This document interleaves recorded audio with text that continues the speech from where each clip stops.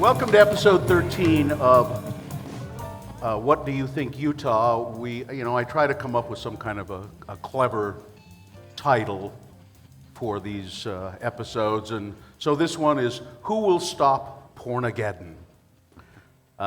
Utah State Senator Todd Weiler gave me the inspiration for this episode. He believes that pornography, he and others believe that pornography is dangerous, even to the point of being as addictive as heroin.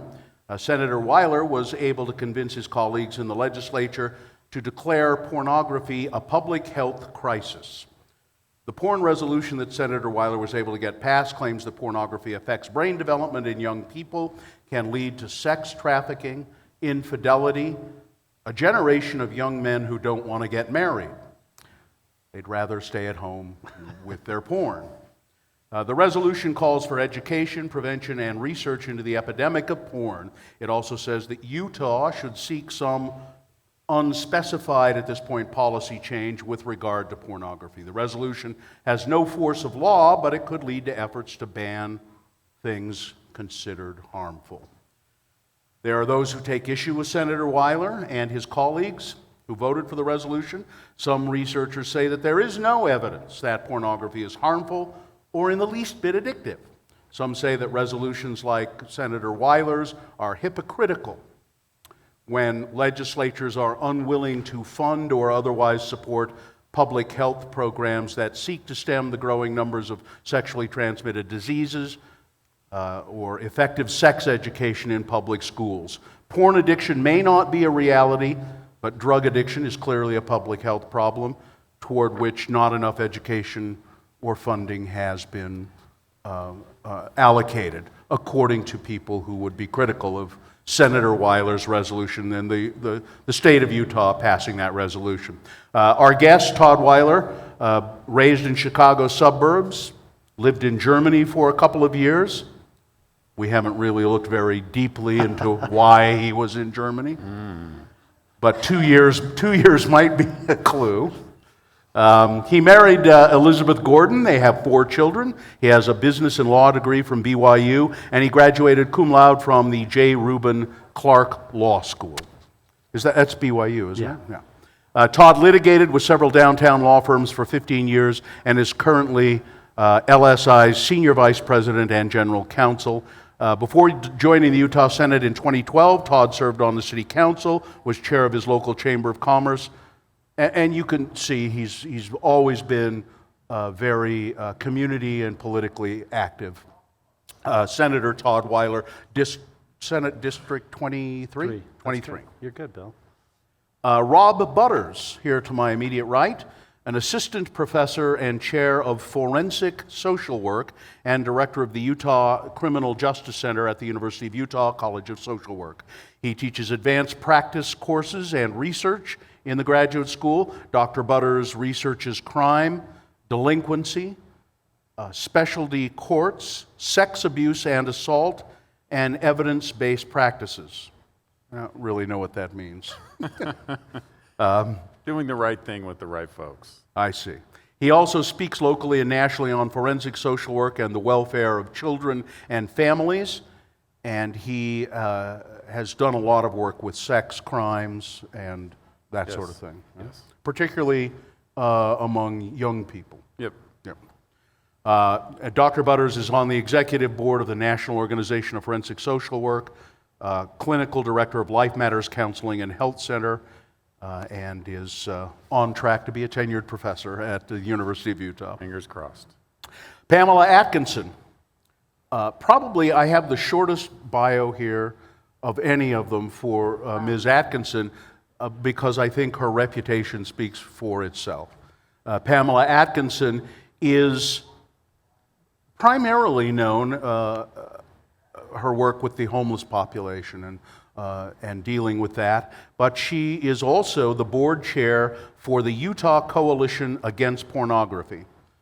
That is an organization that believes in empowering individuals, strengthening families, and uniting organizations in the fight against pornography through education and collaboration. Been an advisor to the last 3 Utah governors. She is an elder at the First Presbyterian Church and a tireless advocate for the homeless population. And I'm going to go out of order in some of the questions that I was going to ask, and I would like to start with you, Pamela. We're on a first-name basis, it's fine. I was kind of, I guess, a little surprised when Todd Weiler said, "I'd like to bring Pamela Atkinson." And I had no idea you were involved in this other cause. How and why did that come about? I've been involved with the Utah Coalition Against Pornography now for the last 15 years. And it was a group that came together because of the concern about what was happening with pornography. We were aware of the Department of Justice report that had come out with their concerns 15 years prior to that. We felt if we collaborated with many other groups, we could perhaps get some research done that would argue that porn does harm.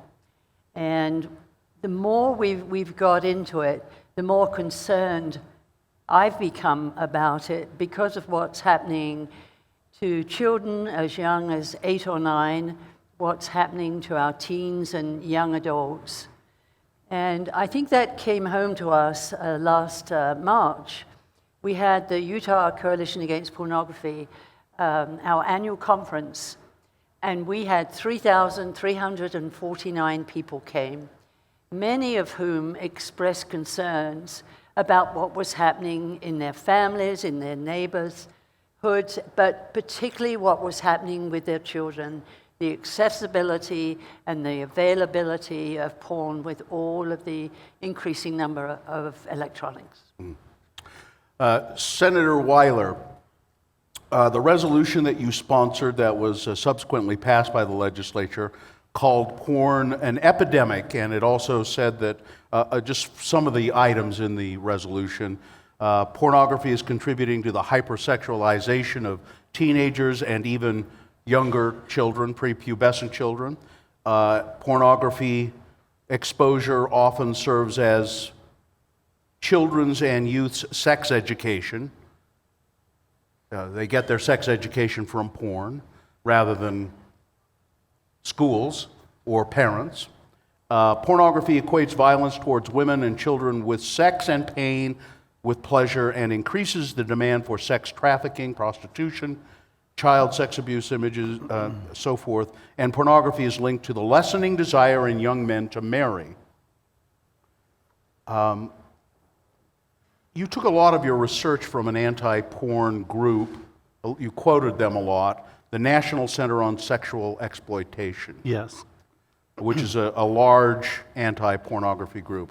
Talk about what led you to want to pass this resolution and what you found from that organization. I represent the Bountiful area here in Utah. Excuse me. I have a group of constituents, mostly mothers, who have been poking and prodding me for 4 years now about what I'm going to do to try to protect their children from pornography. And these are good parents. And one of the, I think, lazy arguments I get against what I've tried to do is, well, this is just a parenting issue. Well, I agree, but cigarettes is a parenting issue, alcohol is a parenting issue, and yet the government has taken steps to try to restrict access to use to that, to those substances. And so I was asked by a few of my constituents to meet with representatives from the National Center on Sexual Exploitation and the NCSOE.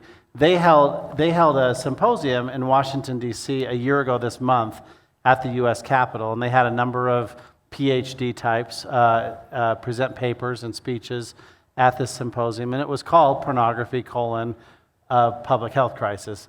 And so every statement in my resolution, SCR 9 is what we call it in the legislature, is footnoted. Every sentence is footnoted to some of those papers and research. And so And I've made annotated copies of the resolution available to everyone who's asked. I don't have a website per se, but I knew that this would be controversial. I didn't know it would be this controversial, but I wanted to be prepared. And I'll be the first to admit, not everyone agrees. And likewise, not everyone agrees on global warming. I mean, 97% plus of the scientists agree on global warming, but you still have those deniers. So I'll be the first to admit, not everyone agrees that pornography is harmful, that it's addictive, but it does seem to me that the research is trending in that direction, especially in the past 5 years. Now, I read an article that was in response to the resolution that was passed, and someone from the National Center on Sexual Exploitation said, while we believe that pornography is a problem, we think that some of the comments or some of the statements made in your resolution are not accurate because we can't really show a causality between porn and... I doubt it was the NCSOE that said that because they wrote the resolution. Well, it was a Dr. Eric Owens from that, who had done research in that organization, who said, he said, we think that there are correlations and there can be individuals who are more prone to negative behaviors listed in the center's document. There are people with bad behaviors who are also very likely to consume a lot of pornography. And I'll concede that point to an extent, Bill. I've talked to several neuroscientists on this issue, and one of them from UCLA explained to me, unless you did a double-blind test, and you'd have to find, like 100 people who've never seen pornography, and try to find 100 even in the Amish, even in the Amish communities, that might be hard. Yeah. But I'm joking there. And then you'd have to take half of them and compulsively expose them to pornography for 6 to 12 months and then study the difference. No scientist with any ethics is going to do that. And I'll concede that those types of tests have not been done, and so we are at an inherent disadvantage. But I also talked to a neuroscientist who's been retained by the U.S. Navy, and I think this is fascinating because the U.S. Navy has been in the business of recruiting 18 and 19-year-old boys for 100 years, and they have seen this marked difference in the last several years, and they actually hired a neuroscientist, and what he concluded, what they're seeing is these men that they're recruiting are having increased issues with domestic violence, and they're having an inability to sustain relationships, whether they're married or whatnot, and they have directly linked that to compulsive pornography use in the U.S. Navy. And so here you have a group of thousands of young men who, for the first time in the last couple of years, have had unlimited, high-speed internet access. And by the way, I'm not an expert at this, but I talk to experts. The pornography that we're talking about has gotten dramatically worse in the last 5 or 6 years. The pornography today, I've been told there is no more softcore, so-called softcore pornography being produced. And a recent study found that like 82% of the free videos available, pornographic videos online, demonstrated some sort of violence towards women. Well, I would point out that just in a brief response to that about Playboy magazine doesn't show full nudes anymore. They found that it was not economically viable. Have you switched anymore. to Penthouse now, or just kidding? But they stopped doing it. They said it was not economically viable because there's so much content available for free. Probably that has a lot to do with it. Dr. Butters, you study these kinds of things in social work, and you've dealt with sex offenders, young sex offenders. How do you respond to that? Well, first of all, I want to be clear that I'm not pro-pornography. I'm not sure that there's...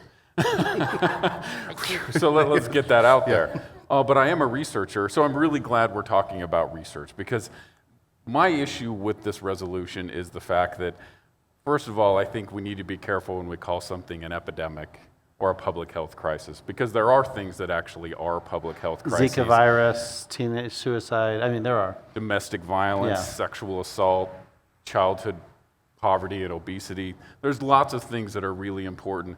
I'm concerned that when we make this statement about something like pornography, that we take resources away from things that we ought to be spending money on, like dealing with our homeless problem downtown, and assign that to other things that we really don't. People love to talk about sex. There's no wonder you had so many people coming to your pornography conference. Everybody wants to talk about sex. Everybody's attracted to this for lots of different reasons. And what we don't have, though, is a body of research that definitively links pornography to deviant behavior. Now, there's a lot of people who say there's a correlation between domestic violence, between marital rates, between dysfunctional relationships and things like that. And I've trained a lot of the therapists that work here in this valley on treating couples who come in, and typically it's the man that's struggling with pornography and they say it breaks up the marriage. The trouble is this sort of anecdotal evidence isn't bound by anything that comes out of research, because what it is people who come in who have a dysfunctional relationship. They say, well, the specter of pornography's reared its ugly head in my marriage. And what we know, if you talk to even these therapists that work with these folks, is you deal with the pornography issue, and then that's just one of 6 or 7 problems in their marriage. Communication problems, financial problems, domestic violence, substance abuse, all of those things that we know break up marriages as well. It's really nice. It's too simplistic to say it's all about pornography, because it doesn't cause it. Now, I think kids should get their sex education through pornographic materials. That's horrifying. I would love to see a resolution that says let's provide comprehensive sex education in our schools. I would love it if parents did that. But we just can't rely on them to do that. We've got to do better than that, because kids will access the internet and the pornography. We're not going to be able to stop them from doing that. But if we can front load more information, more dialogue. So what I like about all of this is we're having this conversation about sexuality and about what's healthy and what's not. So real quick, I'm a lawyer. 62% of the American Bar Association recently said that their matrimonial lawyers say that pornography is a factor, and I'll agree it's probably not the only factor, in 62% of the divorces right now. And I'll tell you, on homelessness, I was the Senate floor sponsor of the 2 massive homeless bills that we ran this year, so it's not like I'm a one-trick pony with pornography. Sure. And I will say this, and this, people won't believe me, but I don't make stuff up. Utah, there are 3 types of sex ed in the United States. There's comprehensive, there's abstinence-based, and then there's abstinence only. Utah is on the middle curriculum. We're on abstinence-based. We are one of 31 states on abstinence-based. Only 19 states have comprehensive. And the reason I say that is a lot of people think, oh, this is backwater Utah, and we're behind the curve. We are in the solid majority on sex ed. And quite frankly, we have this debate on comprehensive sex ed every year. And Representative Brian King ran that bill this year, and it didn't get out of the House committee. I would have probably supported it had it made it to the Senate, because it was opt-in, so the parents could decide. And it's not as if abstinence-based, the difference between abstinence-based and comprehensive sex ed, we're really talking about birth control, teaching kids how to use condoms, which I think most kids are smart enough to figure that out, and sexual transmitted diseases. It's more stuff like that than it's not as if our teens in Utah can't figure out how to procreate. I don't think that's really a problem. So, well, where do they figure it out from is the thing that's horrifying, from the older boy in high school when they're in junior high school. Well, again, we're one of 31 states that are teaching sex ed. And we do teach sex ed in schools. So. Do we, and I don't know, when I was in school, the sex education, I think they separated the boys into one class and the girls into another class, and it was more about hygiene than anything else. I think make sure you clean your private parts. I think you're thinking of the 5th grade maturation and the 8th grade maturation. That's different than the high school sex ed curriculum. Yeah, I don't think we got sex ed when I was in high school here in Utah. And yet how many kids do you have? 4. I figured out. You turned out okay. I figured out how to do it. I'm just joking. But what's different than when Bill and I were kids than now is that there's the most pornography I could get access to was Playboy, Yeah. right? At my friend's dad's house in his closet or something like that. So, Now there's everything out there. So Yeah. the landscape has changed. Certainly. And I think rather than, again, this it's easy to blame pornography for the social problems that we have. They're deeper than that. Domestic violence is a much bigger problem than pornography. Yes, Pamela. If I may add, I used to say that our young adults, young teenagers, used to get their sex ed in the back seat of a car. And they'd tell me that. I work a lot with low-income people and the kids. Now they're watching porn on their electronics and then practicing what they see in the back seat of the car. We're not teaching in the schools healthy sexual relationships. And the kids are learning it in completely the wrong way. And that's, I'm afraid, where a lot of the violence is coming up, because the soft porn, as Todd was saying, it just isn't there. We've jumped from that soft porn to the hardcore, which shows physical aggression and treating women as objects. That's kind of where I was going to go with a question, and that is, or lead into a comment about sex education. We may teach the mechanics in school. You know, we may teach, well, this is what happens, this is how babies are made, but I don't know what the curriculum is. Do we teach the emotional components of sex in schools? And I think we probably don't. We don't talk enough about the emotional impacts of sex and how people should treat one another with respect and that sort of thing as part of a healthy sex education. And I agree. I don't think we teach those things. And just to pick up where Pamela left off, I do think that part of what I heard from the Navy when I talked to their neuroscientists was a lot of men, they get these expectations from watching porn, and then they can't understand why their partner doesn't act like the girls in the videos. Yeah. And of course, no human being, I mean, a 30-minute porn video is going to be shot over a 2 or 3 day segment, and no one person can ever live up to that expectation. And I do think that in some instances can contribute to domestic violence, where a man thinks that there's something wrong with his sexual partner because she's not acting like the girls in the videos. We'll get to your question in 1 second here. I just want to, Dr. Butters, now we talk about porn being addictive to people. You've mentioned that, and a lot of anti-pornography crusaders say that it can be addictive. And then we have scientists who say, well, there's just no really solid evidence about that. But what about people like Alexander Rhodes? Now, Mr. Rhodes tells the story of being so addicted to porn, he was masturbating and watching porn 14 times a day. That sounds like addiction. Sure. It sounds as though he started an anti-pornography website. He's actually become quite prominent in the anti-pornography field because he said, I started watching porn when I was a little kid at about 11, and I just couldn't stop doing it. I couldn't prevent I have myself. a personal acquaintance in Utah who's been fired from 2 jobs. This is a married man with children, fired from 2 jobs in the last year because he can't stop looking at porn at work. Yeah. 2 jobs. So this sounds like addiction. Well, and I think you mentioned researchers from UCLA. Nicole Prouse and her colleagues have studied she's a neuroscientist, and they've studied whether or not pornography qualifies as an addiction, just like heroin or there's other things.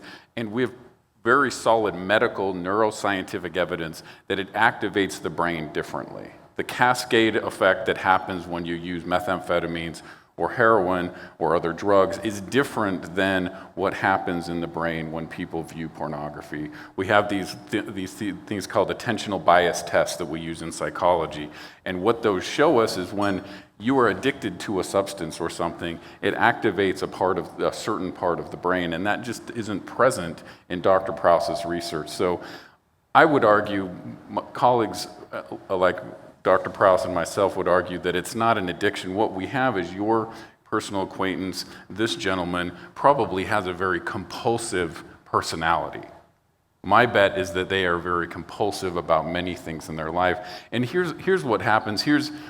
something important to understand that's also come out of neuroscientific research is when you expose pro-social, healthy people to pornography, not exploitive, violent, but to pornography as maybe soft-core porn, it doesn't have a negative effect. It doesn't make them cheat on their wives. It doesn't make them do this stuff. It can actually make people more altruistic.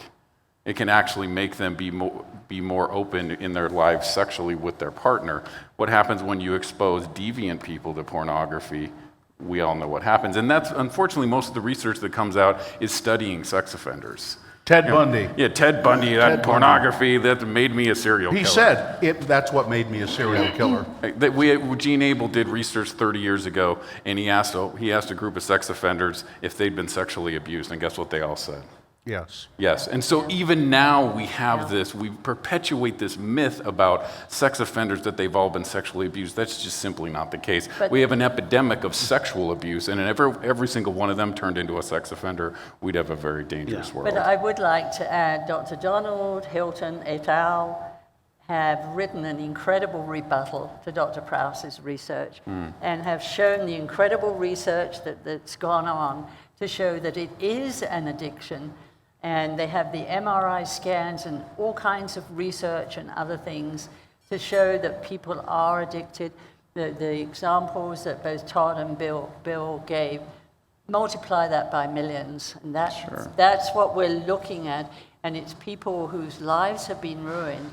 And we have a generation of young people, part of whom are growing up, who do not know how to treat the opposite sex with the respect and do not know how to have healthy sexual relationships because of this hardcore porn. And the other problem with the hardcore porn is the fact that many people, and you can look in Utah State Prison and see the result of this, they get bored with it and they think, this is boring, and they go out and then act it out on people. And that's where some of our homicides and other child pornographers come in. Let's come back to that because I know you've worked with people exactly like Pamela is talking about. But let's go to a question here. This gentleman, patient. Yes, tell us your name and what do you have to say? Good evening. My name's Steve Hartwick. I actually am Senator Weiler's Democratic opponent this fall. And I also want to make it very clear that I, too, am not pro-porn. I think is there anyone here who's pro-pornography? Do we have we have a couple of I would like to hear from you, seriously, people who think pornography is great with them. I mean, I think any educated human being on the planet is going to understand that something like pornography is going to have potentially dangerous side effects. It can be addictive for under the right circumstances and for certain people. Along those lines, though, so can irresponsible credit card use, shopping, and overeating. I guess my concern is one of the things you stated, Senator, was that some of the things with drinking and smoking weren't resolved until the government enforced regulations, and I would actually disagree with that. I think by the mid-19th or mid-20th century, America realized that it had a smoking problem. By 1950, most states had a legal smoking age. It was illegal to sell to minors. Restrictions were enforced. Absolutely nothing changed. We still had a big-time smoking problem in America, and we didn't transition or begin transitioning into a non-smoking nation, which thankfully we are becoming, until the mid-1980s, where programs were enforced to educate the youth of America, and that's where the transition began, was through education. And I say all of that because I'm aware, you stated specifically that you would be in favor of something that would educate the youth, but I know your party in general, when it comes to sex, is to basically treat it like a naughty word and brush it aside and just try to ban anything dealing with sex. What are the chances that the Utah GOP is going to take steps to be responsible if they feel that this is a problem, address the root, and actually try to do something to fix it through educating our youth? Well, let me address that. First of all, the Utah GOP, all they really do is nominate candidates for office. So it would be the GOP legislators. So in the legislature, which right now we're not really the most popular people at the party because they've been kind of suing us and things like that. But notwithstanding that, I do take issue, thanks, Steve, with a few things. When I was a kid in the 70s, you could buy cigarettes in vending machines. And I saw several vending machines growing up in Illinois, where I grew up. And if I had 2 quarters, I could buy a pack of cigarettes. Today in the United States, you don't see tobacco sold in vending machines. I was in Germany last fall, and I saw some vending machines there and some bars and things. Kind of nostalgic, isn't it? Yeah, but here's my point. In the 70s, you could buy cigarettes in vending machines. Today, in Utah, you have to be 19 to buy cigarettes, and you have to show an ID. In Hawaii, you now have to be 21 to buy cigarettes, and in every other state, it's at least 18 years old. And so that is a change in my lifetime. And I should set the record clear, Bill. As a legislator, my only interest is children. I would never pretend to try to ban pornography. First of all, it would be impossible. And second of all, I don't think that's my role as a legislator. Everything I've done with pornography has been about protecting children. We decided 5 decades ago that you should have to be 17 to see a rated R movie. I have a 15-year-old son. If he were to go to the local theater to see 50 Shades of Grey, hopefully they would ID him and turn him away. If he were to go down to Southern Exposure or on State Street to a adult bookstore, they wouldn't let him in. And this has been the case for 50 years in the United States, because we as a society have already said teens, young people shouldn't be exposed to that type of content. And yet, with a smartphone, my son could be turned away from 50 Shades of Grey, and as he's walking back to the parking lot, he could be watching something 10 times worse on his smartphone. And that's my point. I mean, I think technology has circumvented these decisions that were made before I was born. So again, I think to Mr. Hartwick, is that Yes. I think to his point, then it is going to be impossible to legislate this away. Well- so education, as with smoking, it was really impossible to. You could put restrictions on smoking. Yeah. If somebody But wants it when bad people enough. wanted to smoke, man, they would smoke. I was 13 years old when I started smoking cigarettes, Yeah. and I found a way to go get them in a vending machine. I don't disagree, and yet I still think that the laws say you have to be 19 to buy cigarettes is appropriate. So are you talking about some kind of laws? No, to I'm restrict pornography? I'm looking at ways, just like we do with tobacco, to make it more difficult for kids to So access you're looking at some sort of government intervention. I mean, I made no secret. I'm looking at what David Cameron tried to do in England, where you have to opt into pornography. You are aware he just resigned. I am aware of that, but I'm also aware in 2013 he met with the ISPs, and in 2014 they started this opt-in program, and it was not resoundingly successful for a lot of reasons. But I'll tell you, Ralph Nader ran this campaign in the early 70s, Unsafe at Any Speed. And before that, the car industry, for 4 decades, had resisted putting seatbelts into cars as mandatory. And that changed. And it's ludicrous today to think about buying a car without a seatbelt. I think this cell phone that I have, my iPhone 6 Plus, is a vending machine that can be used for porn. And I think it should be sold with seatbelts for children. And the seatbelt would be a filter. Our tech-savvy children will find a way around that. We're never going to catch up with them. We're never going to Kids catch up. today are still smoking like you did when you were young, but less of them are today. And I think we've drawn a line in the sand and said, we think as a government you should have to be 19 to buy cigarettes legally and 21 to buy alcohol legally. That doesn't mean nobody will circumvent it. Yeah, one quick rebuttal, Mr. Okay, Hartwick. yeah, I don't want to hog the mic. I guess just the point I'm trying to make is 84% of the youth in Utah say they come from a household where their parents are afraid to talk to them about sex. Yeah. Teenagers are inherently curious about sex. If they're not getting it at home, they're going to look online. We need something to fix the problem at the source, which is better education in our schools, and that's it. Thank you. Yes, Pamela. Contrary to what you said, and I respect you very highly, but the people who come to our conference, we've never had 3,000 before. The most we've ever had was 1,600 the year before. But the people who come, they're in recovery. but many people were coming for education and information. Our job is to provide the tools for people to educate themselves. An educated person, as you all know, is an informed person that makes educated decisions. I had 3 or 4 dozen teenagers come up to me in March at the conference at different times and say, hey, Pamela, you don't have enough sessions here for us. So this coming March, we have sessions just for teenagers on their own without parents, just as we do for young adults. We have sessions for people who are in recovery. We have sessions for people who want to prevent it occurring in their houses in the first place.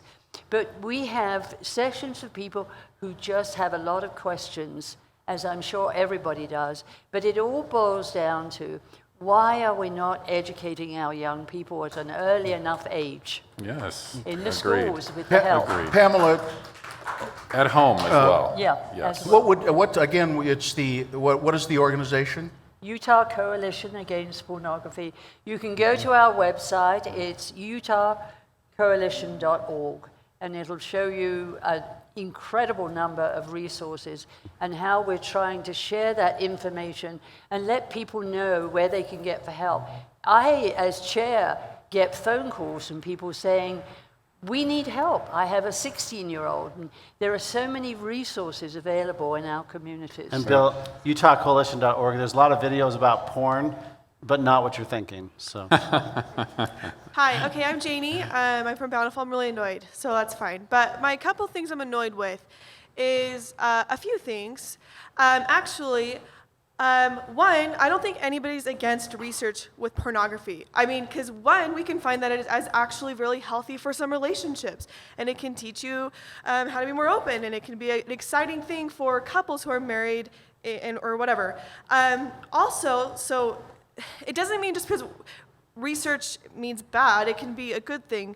But the thing that I'm really frustrated with is the fact that we keep saying, well, pornography will cause abuse, which causes abuse to young kids. And it's like, I feel like, no, like pornography doesn't cause that. Men who have problems cause that, or females who have problems who cause that. It's not pornography causing that. It is people who already have those issues. And I just want to make sure we understand that, because we can't keep blaming something else that's causing abuse. Abuse happens because men or women have issues in themselves that they need to, and it can, I mean, anything can bring it up. I mean, mental illness can bring it up.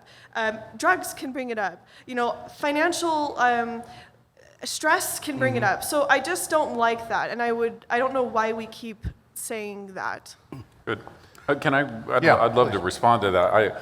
I think you're right on in what you're talking about, because making this leap to pornography is the cause of all of these social ills is a very small part of the story. The larger story is imagine this world. Imagine this young man who watches pornography, watches a lot of hardcore pornography, but has some parents who have opened that door to talk about sexuality.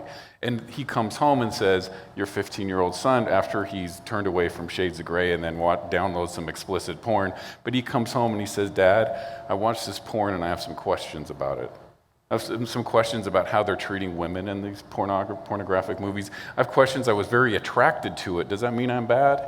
And you say, well, no, son, let's have a talk about this. Let me tell you what's healthy about sexuality. Let's talk, because that's what's never going to be present in our schools in sex education, is about what's healthy sexuality really look like. When I treat adolescent and adult sex offenders, they are filled with guilt and shame because they don't know, no one's taught them what healthy sexuality is. And we don't have honest discussions in this community, in our families, about what's healthy and normal. It's all kept under wraps. It's all about shame. And if you say, hey, guess what, son? You probably have had this talk with them. You're going to see some pornography. When you do, I want to talk to you about that, because I want to help explain what all that means and how that makes you feel and what happens in your body when that happens.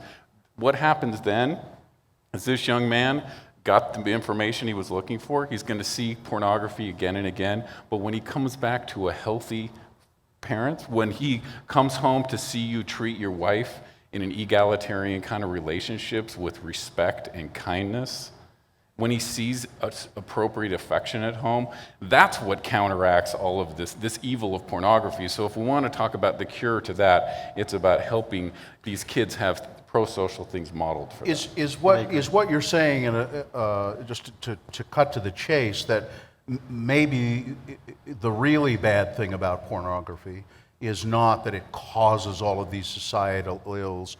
What it can cause is feelings of guilt and shame in people who view it, and They have no outlet. and that should be what we go after.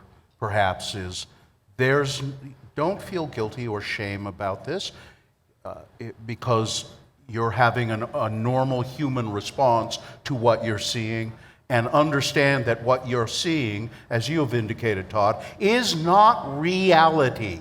Right. It is a heightened form of entertainment, if you will. And to have that dialogue, imagine I the agree. paradigm And shift if I around could that. wave Yeah.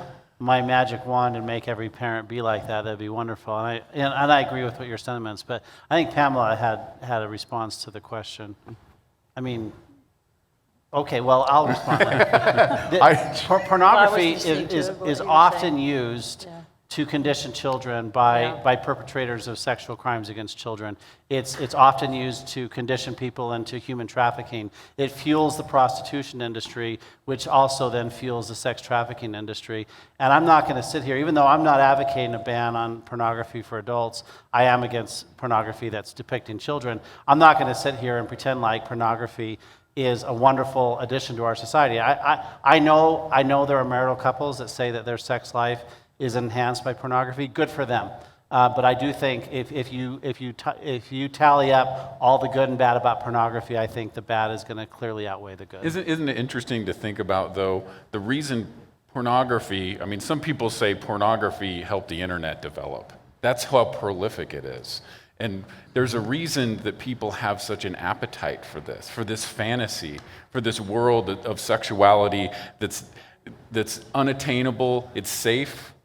You know, it's safe for someone, again, a pro-social person. They don't have to go out and be exposed to STDs. They don't have to engage in some of this other stuff. There's a lot of lonely people out there. And again, I'm not saying that we should have pornography as a first line, but to say that it's used to traffic folks and to use to groom young children, that's true. So are drugs.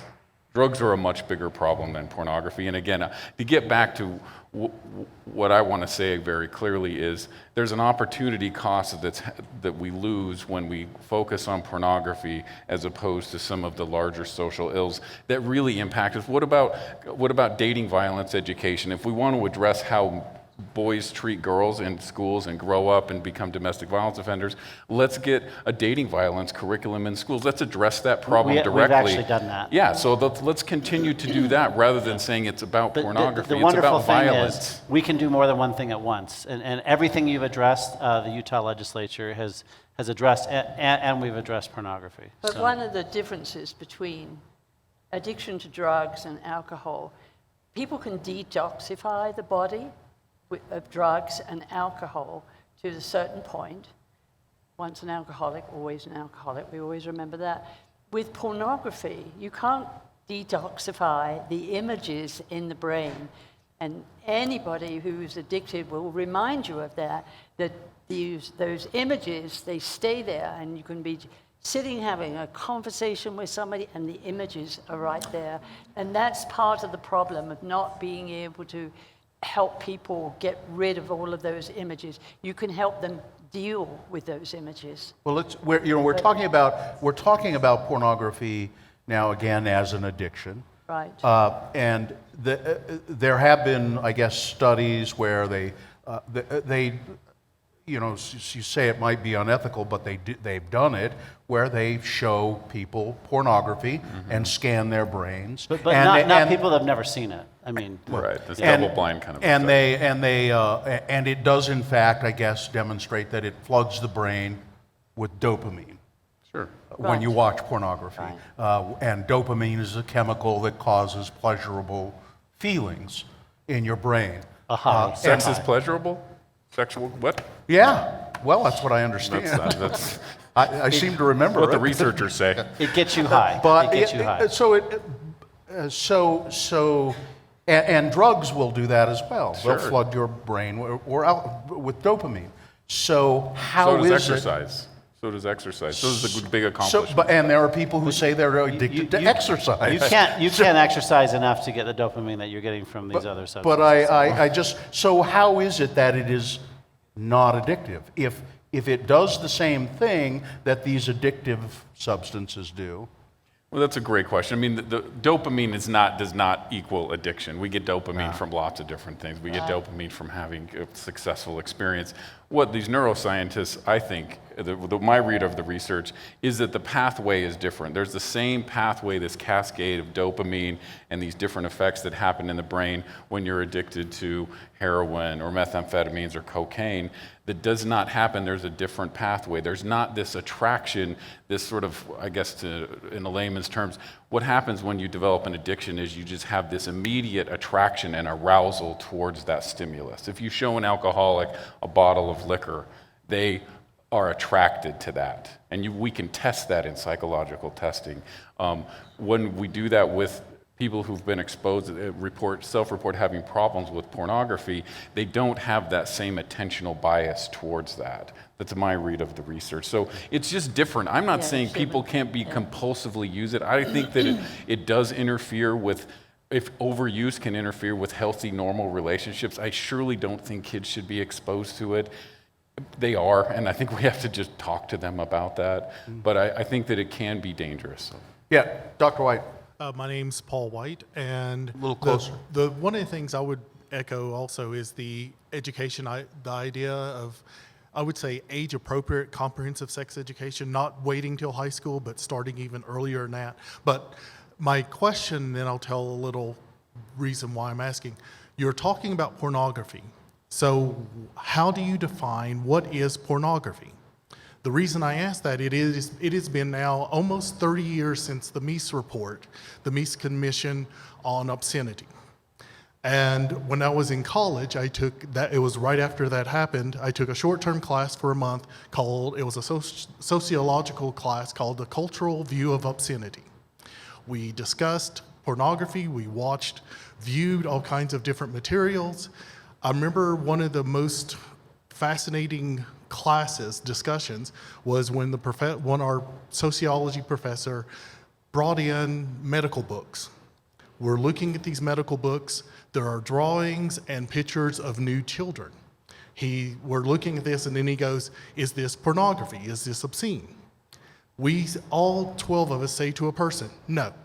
Then he said one sentence, "Imagine these in the hands of a pedophile." We all cringed. He was saying that and doing that because he was pointing out anything can be obscene, anything can be pornographic, depending on what you're doing. So that's why I'm asking, when you're talking about pornography, what do you mean by pornography?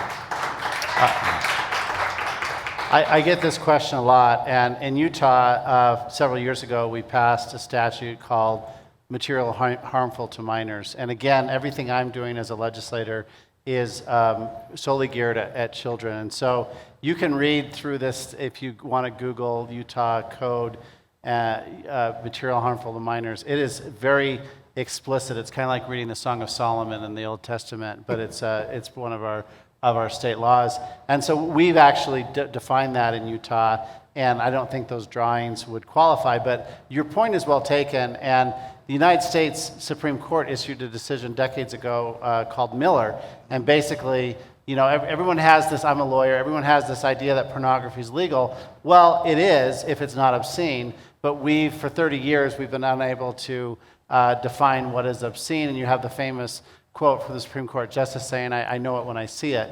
And certainly, beauty's in the eye of the beholder. So what is obscene to a medical student or a doctor is going to be different than what is obscene maybe to a pedophile or someone with a problem. And rather than getting bogged down in that minutia, we know, at least in Utah law, what material is harmful to a minor. So if it's showing, private parts, and I think we all know what I'm talking about, that would be fitting within our statute. And the whole obscenity quagmire is the very reason why I ran this resolution. Because for 30 years in this country, as a lawyer, the dialogue has been, well, it's legal, what are you going to do about it? The whole idea of the resolution is to approach it from a different standpoint. Yes, pornography is legal. So is tobacco. So is alcohol. We haven't banned them, but we've still taken steps as a society to say we ought to try to protect children. Even though some children will circumvent that, we ought to try to protect children from these harmful substances. And I believe that pornography should be treated the same, and that's why I ran the resolution.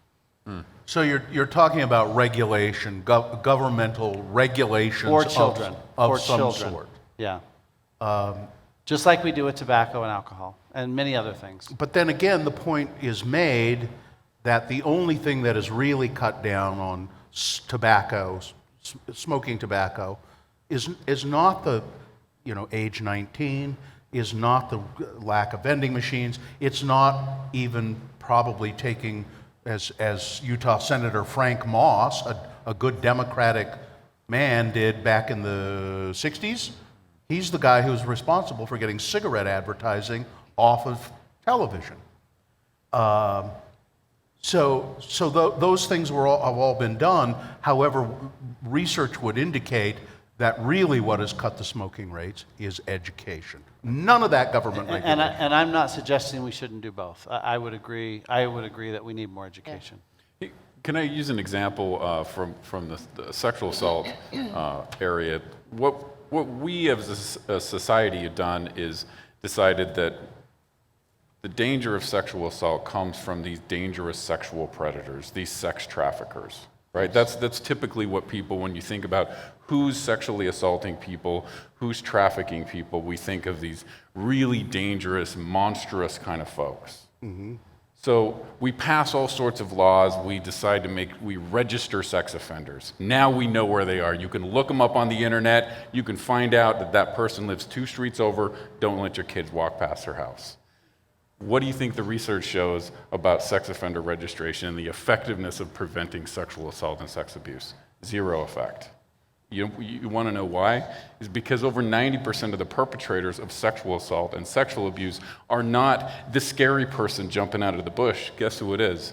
It's the neighbor. Somebody it's in the the brother. family. It's the uncle. It's the people that we know. And so it's dangerous to have information out there that is not accurate about dangerous things like sexual abuse, because we're putting resources into trying to find all of these mysterious predators when what we need to do is educate kids and parents about the dangers. And that's important.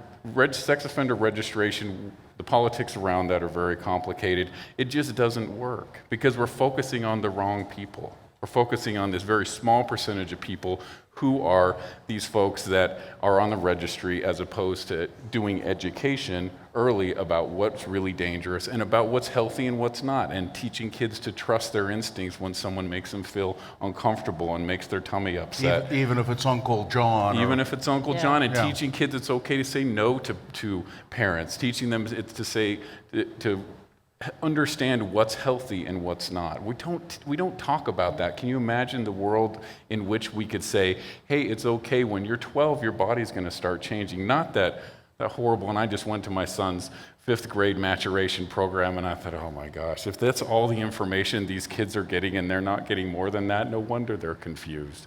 But to say your body's going to change and you're going to have these feelings, and it's very normal, and it's going to be wonderful when you get older to do lots of fun things, but I want to talk to you about what's going to happen and what you're going to get exposed to, then we have a different world. I would love to see a resolution about talking to our kids about healthy sexuality. Yeah. That's the public health crisis. The only thing I remember from high school,